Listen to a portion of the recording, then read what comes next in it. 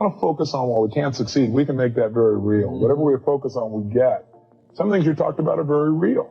But what we have to do again is condition ourselves to change those beliefs that the outside world is going to determine our success. The only thing that's going to determine it is the inside world. The things that you believe and the actions you take every day are what shape your destiny. And although there will be challenges, there's no doubt. Although people will judge you, there's no doubt. Although the people put up walls, there's no doubt. But you can make it through those walls if you focus on where's the hole. If you focus on how do I get over the wall or under it or around it. And people that succeed focus on what they can do, how to make things work, instead of focusing on, well, it probably won't work anyway, so why even try? If you look for answers, if you focus on answers, you'll get them, but you gotta not give up. You gotta stop making excuses. You gotta take some action. That's what personal power is, the ability to take action in spite of all the fears, in spite of all the reasons why you couldn't make it. You're believing the most limiting thoughts. And you have to remember, we all have a 2-million-year-old brain. And it's not designed to make you happy, it's designed to make you survive. So it's always looking for what's wrong. Remember we played the game Look for Brown, and you all saw beige and called it brown just to feel successful? I said look for red, you saw burgundy, you called it red, so you could get more scores. Whatever you're looking for, seek and ye shall what? Find. It says that in a very good book called The Good Book. And you don't have to be religious to understand this, that this is a fact of life. So if you and I are going to really take things to a different level, we got to see what could mess it up. So the mind could mess it up, but what aspect of the mind? What makes us start to believe those thoughts? What's the emotion that messes us up? What is it? It's absolutely fear. But there's more than this. Every day of our lives, we live in a world that is incredibly complex. It is no more stressful than World War II, when none of us in this room probably remember that time, but it looked like democracy was disappearing and the Germans were going to win at one stage. That's stressful. Being in a foxhole is stressful. You're not making as much money as you want, or being a little overweight, or someone calling you names online. That is not stressful. We're making it stressful. We've lost perspective. Who's with me on this? Say aye. So what's really useful, I think, today is for us to figure out what messes us up. And one of the biggest things that messes us up is expectation. Right? What did we say the other day? Trade your expectations for appreciation, and your whole life changes. Because when you're expecting things and it doesn't happen, you get upset. So that first day also was all about, what if you lived your life and you made a decision? And the decision was, life is too short to suffer. It's too short to be stressed, pissed off, fearful, worried. Who's with me on this? Say aye. But our minds, our survival software, is always looking for what's wrong. Our job is to create the happiness. And the only way you do that is you draw a line in the sand and say, I'm not going to suffer. I'm going to be honest. If I start to feel that stress, I'm going to breathe, and I'm going to realize we're the only creatures on the planet that can think a thought and become angry. Think a thought and become playful. Think a thought and be worried. Think a thought and feel loved. That's why we can change how fast. But you have to take control and train this brain. If you don't train this brain, it'll use you instead of you using it. You have to identify with your heart or your soul or your spirit instead of the brain. As I said, in China, the heart is the emperor. It is the highest energy. It's the thing that is worshipped, because when you were born, there was no brain. Your heart started beating and there wasn't a brain in you as a fetus. It has its own intelligence. It produces hormones that strengthen your bones. It is the strongest force in your immune system. This is the ticket. This is what we get caught up in. We want to use the head and heart together, and then we have the power of both of them. So to do that, though, we got to give up the expectation that people are going to behave the way we want them to. Because what are the chances, if your happiness is dependent upon everyone around you, your mother behaving the way you think she should, your father, your brother, your sister, your co-workers, your employees, what are the chances of everybody living the way you think they should? On a 0 to 100% scale, what are the chances? So why would we allow this to be? Because it's just a bad habit. I think there's a lot of roads to the mountaintop. I have the perspective that I have because that was my journey. And I had to start figuring out how to walk in the darkness, because that's kind of what it's like. What darkness? What do you mean? Like, meaning when you're caught in this psychocybernetic loop. Can you define psychocybernetics? Yeah. So it's this idea that what you believe will dictate your thoughts on a moment by moment basis. So if you believe that, money is hard to make, as a simple example, you're not going to have ideas or thoughts around money that would be lending to making it easily, right? And so what you believe dictates what you think. You can't get like an apple from an orange tree. And what you think you then experience is an emotion, right? And then that emotion then dictates what actions you do or do not take. And they're always aligned, right? Your beliefs dictate your thoughts, dictate your emotions, dictate your actions, which produce your results. And your results, when you look at them, then just reinforce the original belief. And so we're caught in that construct, right? But the linchpin is the belief system. So the question is, how do I actually change what I believe? If my beliefs really do dictate my destiny, right? Which is, I'm not the only person suggesting that. The question becomes, how do I change my beliefs?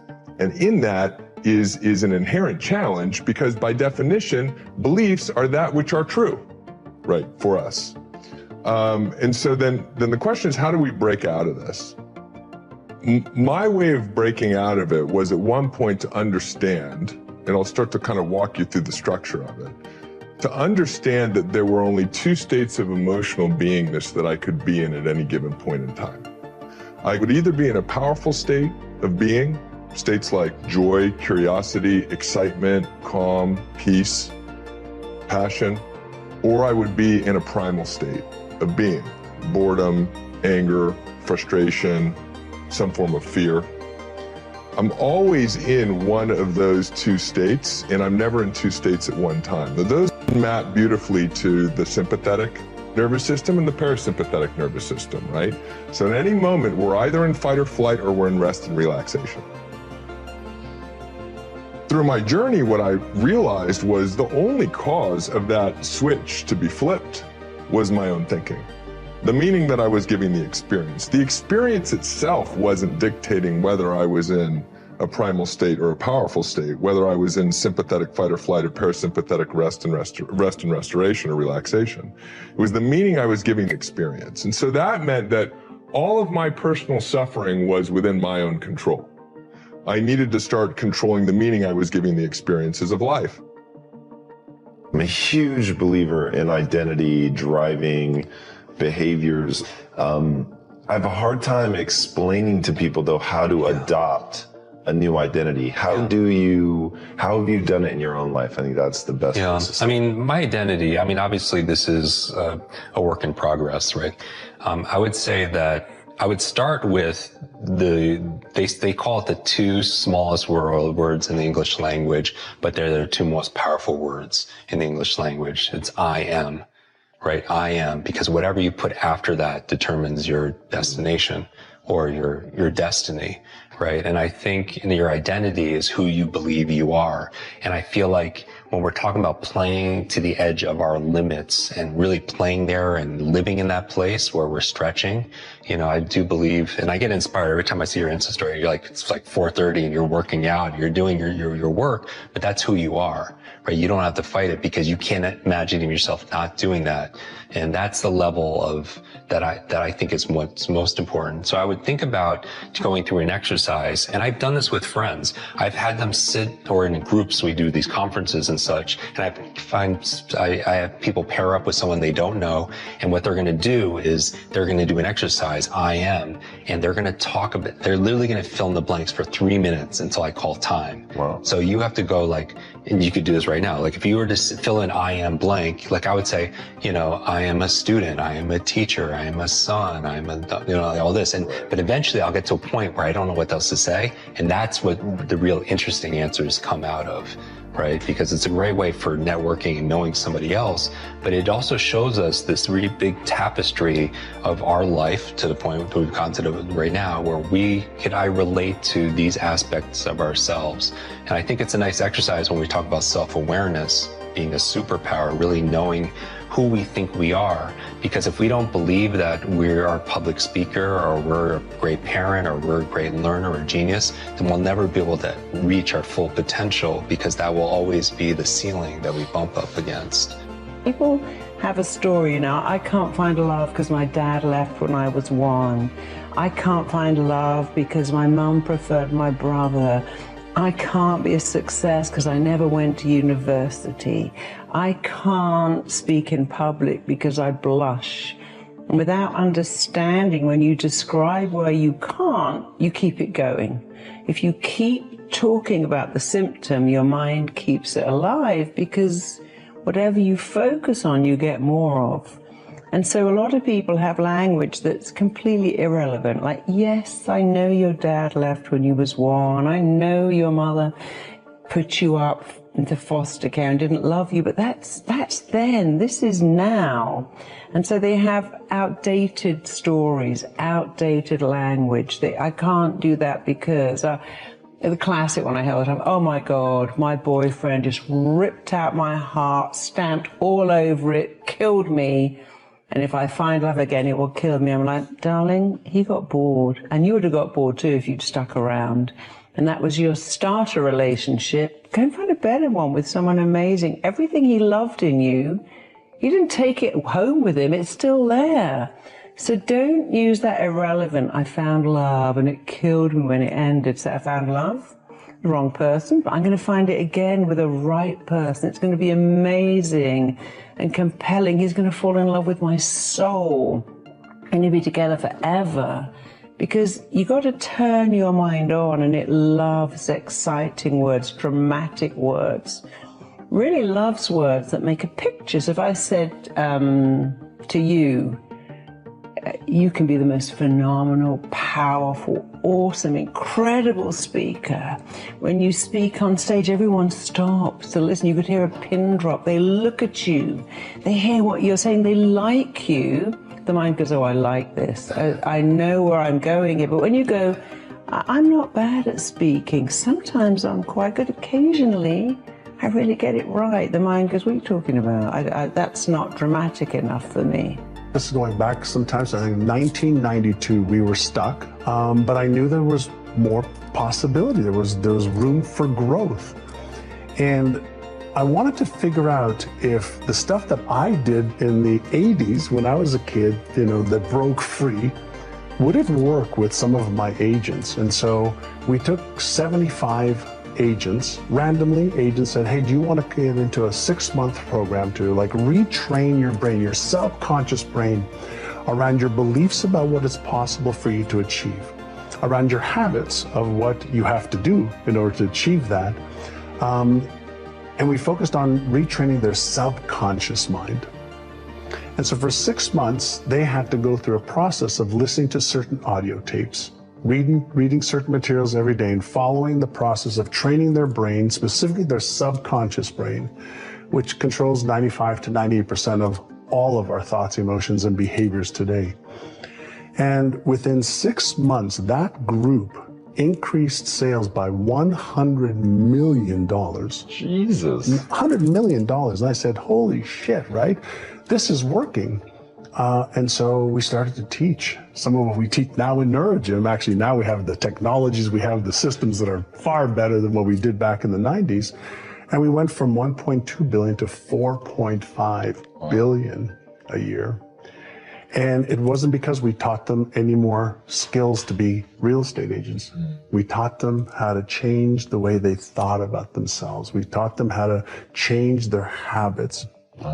Our agents who made $750,000 or more were in front of a client 75% of the time. And when we asked all the agents that weren't in front of more clients, like, why are you doing that? Like, why aren't you in front of people that are going to help you earn more income? Oh, well, we're busy doing this and doing this and doing this. And they had stories and excuses and reasons why.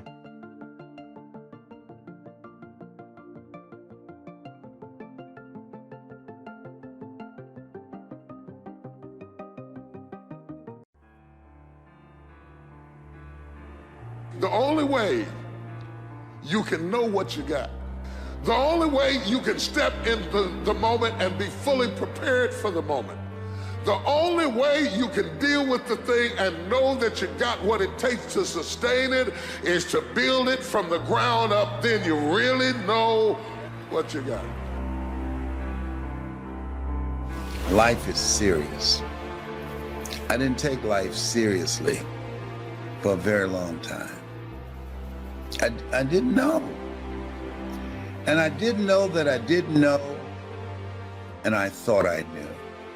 Life is serious, but because I did not believe it myself, for 14 years I sat on the sideline, living a life that wasn't me, working on jobs that was not me, and got fired again and again and again. In life, when you don't have enough courage and insight to know that where you are is not your rightful place, life will move on you. Life moved on me and said, come up higher, I got something else for you.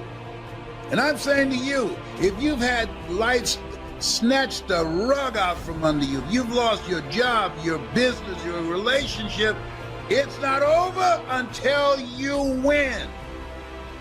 When what you believe infiltrates behavior, the process gives you foundation. When what you believe infiltrates behavior, the process gives you foundation. When adversity hits, what are you going to do? Are you going to fold? Are you going to bend? Are you going to cry? Are you going to fall apart? What are you going to do when adversity hit? What are you going to do when you lose your job? Are you going to sit there and cry? Or are you going to get up and stop playing and get busy? We, again, like I said before, have the power to change things. Listen, in this world, adversity is going to happen. One way or the other. It's going to happen. So you need to stop playing and get busy. Look adversity dead in the face and say, let's go. Let's go. No time for us no more to be playing games. No time for us no more to be scared or go ahead in the corner. We have to look adversity in the eye and keep moving. Get busy. What is that truth we must know? That you're greater than anything that life throws at you. Don't come up in here, you playing. I don't play. I'm serious. Only want serious people, hungry people, so you can live a life that will outlive you, so you can leave a legacy rather than liabilities. You know what you should do? Every time you get a chance to experience first class, you should do it because it plants a seed. It's like the next time you buy an airplane ticket, just ask for an upgrade. Pay a little extra money, fly first class. What it does is it conditions your mind. Once you sit in first class one time, the next time you get on a plane, it's very difficult to walk past them seats. And then your mind starts thinking of ways to get back to first class. And guess what? That's what you start attracting to your life. And you start behaving and producing stuff to get you back into first class.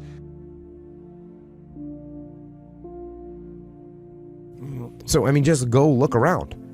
I mean, being in the military does not make you a disciplined person. Being from a disciplined family does not make you a disciplined person. Being in a disciplined group does not make you a disciplined person. What makes you a disciplined person is choosing to be disciplined, right? There's things that you know you're supposed to do as a human being. Things that you know are going to improve your life. Do those things. There's things that you know are going to make you a worse person and make your life worse. Don't do those things.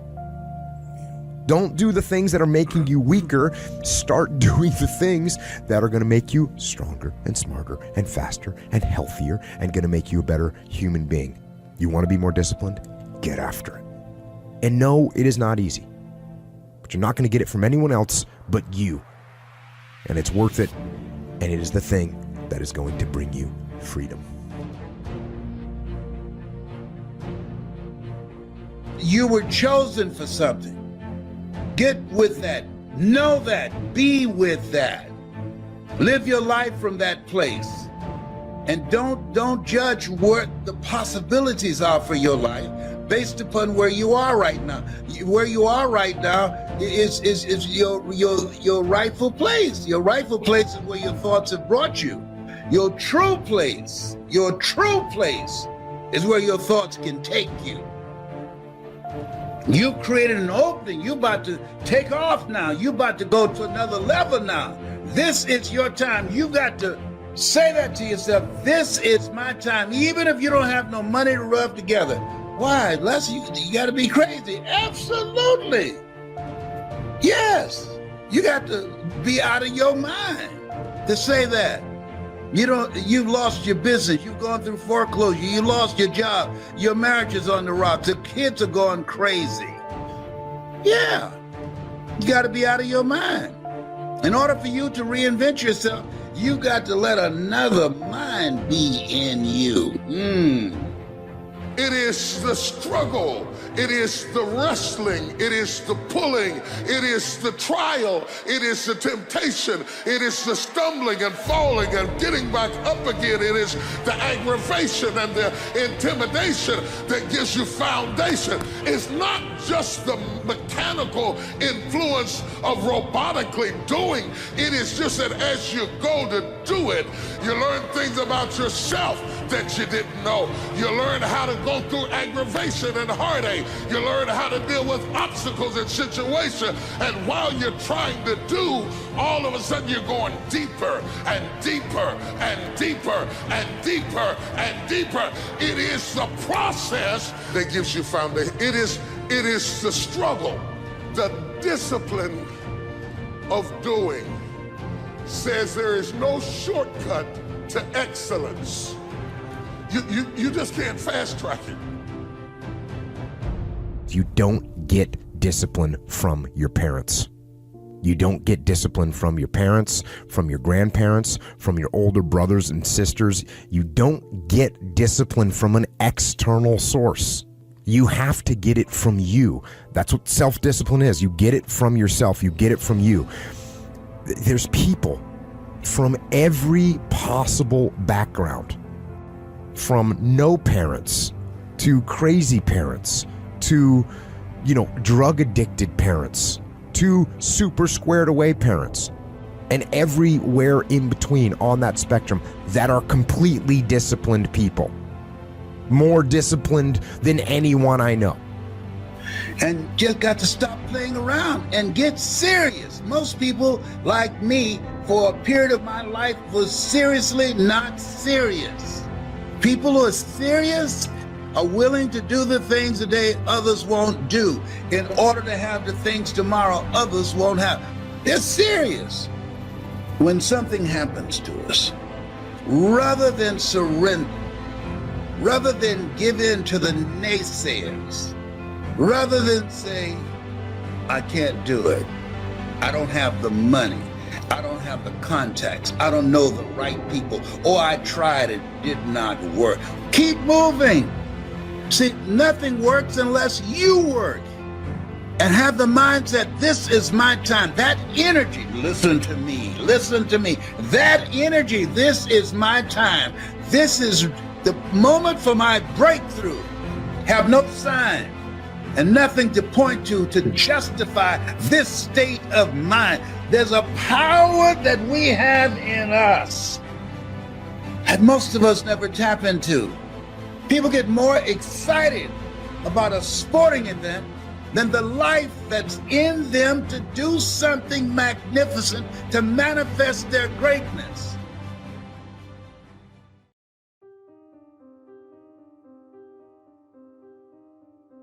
There's a lot of things in life we can measure. We can measure how tall you are. We can measure what you weigh. We can measure your closing percentage in sale. But how do you measure mental and emotional toughness? Pain tolerance is one of the biggest factors of someone who can handle pressure, because the whole idea of pressure is there's pain. That pain could be embarrassment. That pain could be, I don't know if I can handle this. That pain could be a lot of different things. Ralph Waldo Emerson once said, the difference between a hero and an average person is that the hero goes 5 minutes longer, meaning the hero can handle the pain 5 minutes longer than the other person. Chadwick Boseman just died. Okay, here's a man that did Jackie Robinson. He did Black Panther. The guy's a great speaker. Guy had colon cancer, none of us knew about it. Let me get this straight. He's had colon cancer for 4 years and the world doesn't know about it? Aren't we living in a time where you're supposed to expose all your problems at any given moment? Aren't all these Huffington Post experts telling people, publicize your pain and share it with the world? Well, Chadwick Boseman says, no, it's none of your business. It's my problem. It's my pain. Never use it as an excuse to not make those movies. I watched both of them. You never made that as an excuse to make Black Panther and to make a bunch of other things this guy did. Never showed hurt. But there are some people that really enjoy being sick. They like the attention, they like the motivation, they like to use it as an excuse. Well, you know, it's my sugar acting up again. They just enjoy being sick. They make up diseases, hypochondriacs, creating afflictions, excuses to limit them from getting better. I can't relate to it because I want to get well as quick as possible. Some people like being ill because they can then do whatever they want to do and blame it on how they grew up. That becomes your excuse for your temper tantrums and your rages and your obsessions and your excesses. You always categorize it, I'm drinking because of the way I was raised. A set of twins was raised by an alcoholic father, and one of them grew up and became an alcoholic, and they said, you're acting just like your daddy. He said, why are you an alcoholic? He said, because I was raised by an alcoholic. The other twin never touched a drink in his life. They said, why are you not drinking? He said, because I was raised by an alcoholic. Think about it. One way you measure toughness is just look how much people show hurt. Chadwick Boseman, rest in peace, passes away. 4 years has colon cancer, no one knows about it? He goes to the doctor. That means that this doesn't mean he's not taking care of his body. He's going to the doctor, but he doesn't advertise his pain. Sometimes it's just good not to advertise your pain. Sometimes it's good to not just tell the whole world what you're going through. I'm not telling you don't talk about it with a group of people. I'm not telling you have some private conversations with certain people. I do believe in the ability to have some kind of a form of a release. But the way people are doing it right now, posting everything on Instagram, all this other stuff, what's the point behind it? You need attention? Is that what you need? Mental toughness people are not looking for attention. Mental toughness people are trying to get results. A big difference. You know, life is going to test you every freaking day. You could have 1 week, the best week of your life. Next week, something dramatic happens. I don't know why life works this way. It just does. You could have 1 week, everything goes bad. Next week, everything goes good and great. That's how life is. You're getting tested. So sometimes when you're in it and you're going through challenging times, here's what you think. You think in the moment you are the only person that's going through it. It's a problem, by the way. You're going to be tested in your marriage while you're running a career. You're going to be tested with your family, with somebody passing away, while you're chasing your dreams. Arnold was going to win Mr. Universe. The day before, a few days before his father dies, he tells his mom, I can't make it to the funeral because my dad, if he's watching over me, he wants me to pursue my dreams. I'm going to win Mr. Universe. He goes wins Mr. Universe, and the rest is history. This doesn't mean he doesn't love his dad. This means he's got a spiritual relationship with his dad to say, I don't know what I do in this moment here. He goes, he wins, Weeder figures him out, becomes Mr. Olympia, you know, governor, all these other things that he does. In those moments of the decisions we make, when we're getting tested and you feel like you're by yourself, those are moments where you're measuring your toughness. Those are moments where you're being tested constantly. Again, there's not a method to say you're 93% tough, you're 71% tough. We can't do that. The only way we can measure toughness at the end of the day is with the results that you end up getting. You ever hear people calling someone soft? Oh, he's soft. Oh, she's so soft. What is soft? I'm asking you, what is soft? You've heard that before. Oh, he's soft. He's a soft player. He's soft in business. How do you define soft? Soft is someone that doesn't have a backbone. Soft is someone when they're cornered and push comes to shove, they quit. Soft is someone that claims their values, but then when it comes down to tough things happen in their lives, they compromise their values. Soft is somebody that declares their intentions. Here's what I'm going to do, world. But then when it gets tough, they say, no, I'm going to quit and take the easy way out. That's how you define soft. Call anybody anything but soft. Do you understand like how bad of a thing it is to be called soft? But a lot of people are soft. I have them in my business. I see them in my industry. There were many times in life where in my mind, I was about to choose the soft decision. Many times in my life.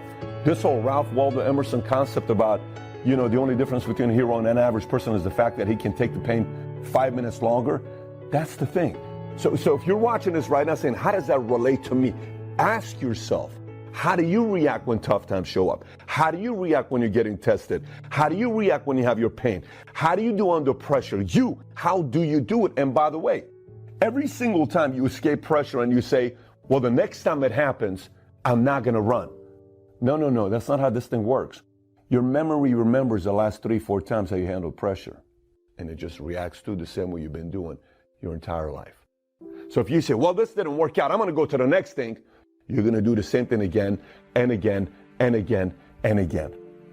Pressure sucks. Being tested sucks. There's nothing about it when you're in it that's exciting.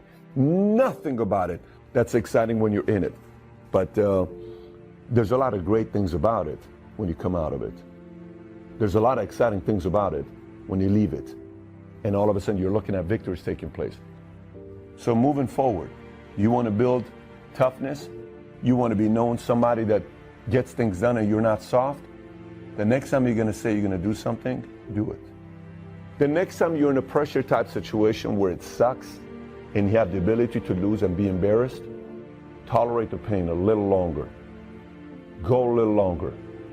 The next time you're in a moment that you don't really like being in and it's embarrassing, go a little longer. The next time you're going through pressure type situations where you're being tested, talk to yourself. Actually talk to yourself and say, hey, didn't Ralph Waldo Emerson say the difference between a hero and an average person is that you go 5 minutes longer? I'm going to go 5 minutes longer. Our body can handle a lot of pain that we don't know about. I'm going to push my body to that level. I'm going to push it and test my limits. That's the beautiful part about life. And I know I've said before that knowledge is the most important thing, but the reality is if you don't have the strength or actually the health to back that up or even to function as a human being physically, then your knowledge and your mental strength doesn't really even matter. So that comes into play. And being big and strong is also totally useless if you're mentally weak and you quit. Now, being mentally strong should actually lead you to being physically strong, because if you are mentally strong, then you can work and train to become physically strong. But if you're mentally weak, then you will not hold the line on the good foods and the good workouts, and you won't get physically strong or healthy. So train your physical strength and exercise your mental strength by doing the right things, the hard things, the things you know you're supposed to do. Do them.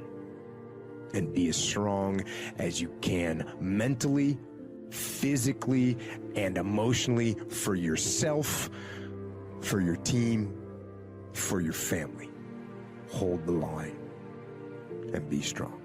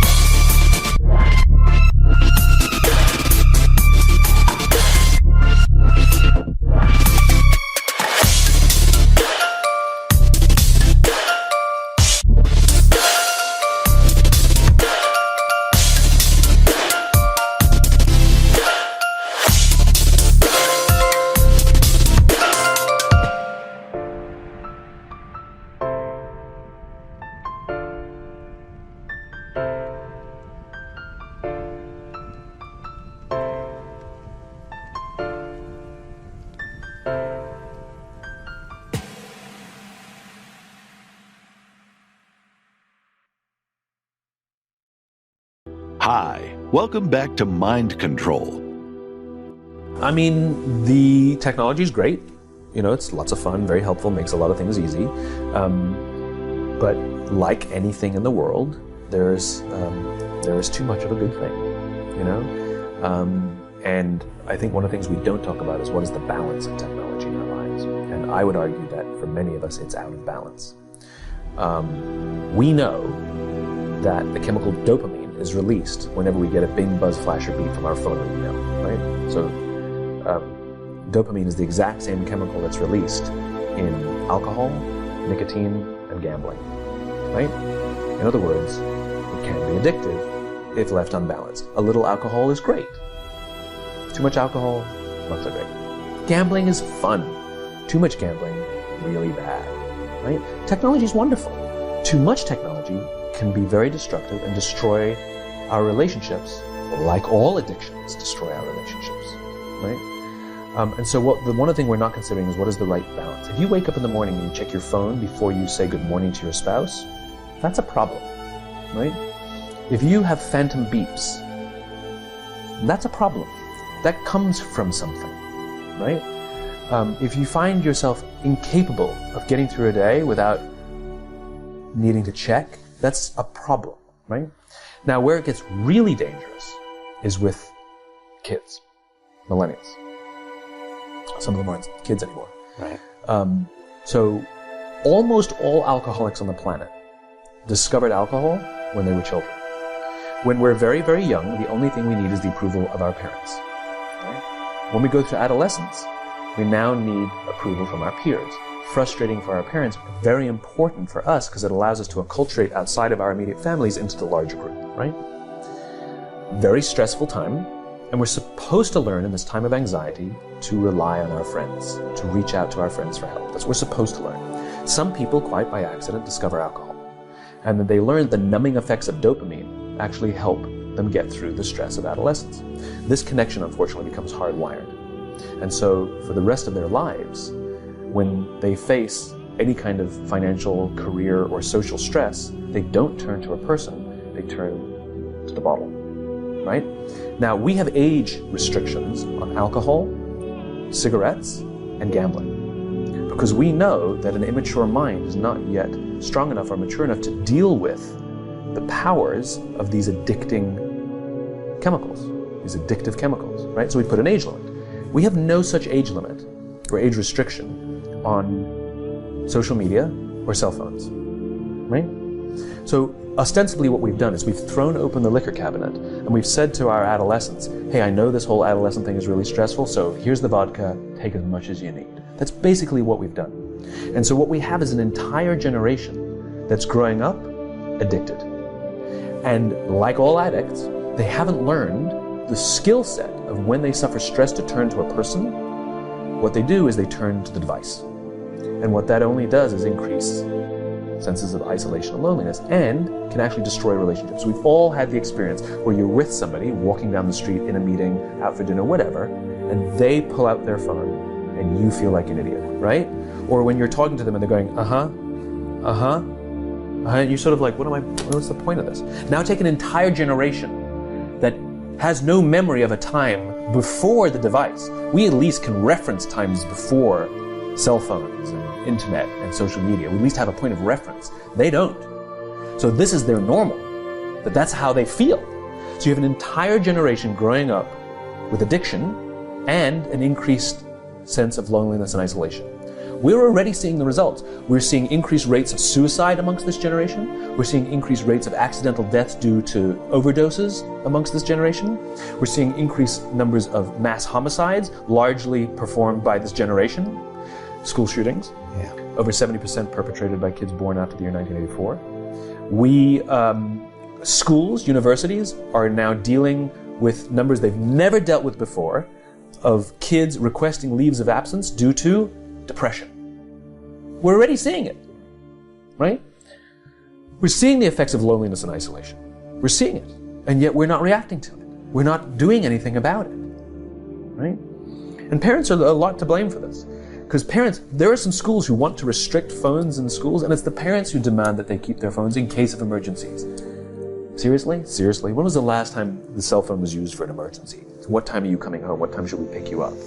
And if there is an emergency, you call the office and they know what classroom the kid's in, and in 5 minutes, they'll bring the kid to talk to you on the phone. Like, the old way worked just fine. Remember, we talked before about innovation. It has to solve a real human problem. What human problem exactly did we solve by compressing the 5-minute time frame? We added to the problem. We didn't solve it. So that's one huge problem. So combine that with the fact, so you have an addicted generation that doesn't have the skill set to ask for help. Combined with the fact that they're so good at Facebook and Instagram, they're good at putting filters on everything. So they're good at showing you how smart and strong they are. These kids who commit suicide, you go look at their Instagrams, you would have no clue that they were depressed because they're happy and they're star athletes, right? You'd have no clue because they're really good. So when we say silly things like, my door is always open, you're assuming they have the courage to come in. Combined with the fact that they're subject largely, not all, but too many, to a failed parenting strategy. Because their parents told them they were special, they could have anything they wanted, they could be anything they want. They got medals for coming in last, which by the way we know doesn't work. It devalues the medal for the one who comes in first, and the one who came in last, it makes them feel stupid because they know they didn't deserve it, right? The kids got into honors classes not because they deserved it, but because the parents complained. And some of them got good grades not because they earned them, but because the teachers didn't want to deal with the parents. And then the kids graduate college, and they get a job, and in an instant, they find out they're not special. They don't get anything from coming in last. Their parents can't get them a promotion, and you can't have whatever you want just because you want it. And in an instant, their entire self-image is shattered. And so you have an entire generation growing up with lower self-confidence than previous generations. So you have lower self-confidence than previous generations, combined with an inability to ask for help with things that you're struggling with, and you turn to social media or a device, you keep checking, you count your likes, you count your followers, and if somebody unfriends you, oh my God, it's trauma, right? The way they break up with each other is they just ghost each other, just cut each other out and stop returning texts and returning phone calls, because they don't have the skill set to say, hey, it's not working out, it's not me, it's you, right? There's no closure on things, right? Combined with the fact there's an institutionalized impatience. So they've grown up in a world of instant gratification. You want to buy something? You go on Amazon, it shows up the next day. You want to get in touch with someone? You don't leave a message on their machine and wait 4 hours for them to get the message. You just text them and they get back to you immediately. You want to watch a movie? You just log on and watch it. You don't have to check movie times, right? Everything happens instantly. You want to get a date? Swipe right. You don't even have to muster up the courage to go up like, hey, you don't have to. There you go, got a date, right? And so the problem is, they're accused of being entitled. I don't think they're entitled at all. Not at all. I think they're impatient. I keep meeting these fantastic, smart, driven, ambitious, idealistic, fantastic kids who graduated school, they got a job, they want to make an impact in the world, and I go up to them and say, how's it going? And they say, I think I'm going to quit. I'm like, why? They're like, I'm not making an impact. I'm like, you've been here 8 months. And it's as if they see the summit of a mountain. It's as if they're standing at the foot of a mountain and they can see the summit. They can see the thing they want to make an impact. What they don't see is the mountain. This large, immovable object. You can go up fast, you can go up slow, I don't care. But there's still a mountain. What they don't understand is that life, that relationships, and career fulfillment are a journey. There's no app for that. I got nothing. You gotta go through the slow, plodding, annoying, meandering process called career and life. Thank you so much for watching till the end. Don't forget to share your thoughts in the comments section. Please also like, subscribe, and share this video with your friends and families. Please watch our other motivational videos. Thank you again.